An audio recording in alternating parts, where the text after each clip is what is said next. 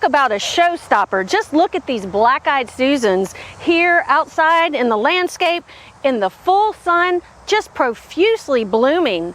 Rudbeckia, or black-eyed Susans, are native to North America.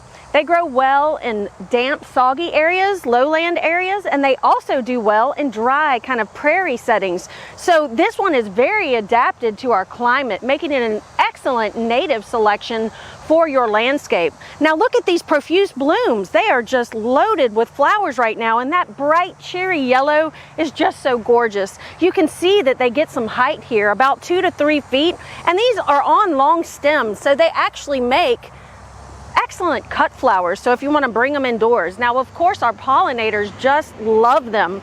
We've had pollinators out here just going from flower to flower, so it brings that interest to the landscape as well. Now, these prefer full sun, but will take partial sun.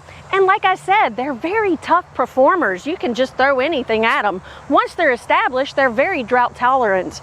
They don't have a lot of insect and disease, although there has been some leaf spot. And these will perform all the way through fall, bringing that yellow in the autumn. And those seeds are left behind in the wintertime for the birds to enjoy. So both ecosystem services and an excellent landscape plant perennial native to the United States, black-eyed Susans or Rudbeckia. For Get It Growing, I'm Heather Kirk-Ballard with the LSU AgCenter.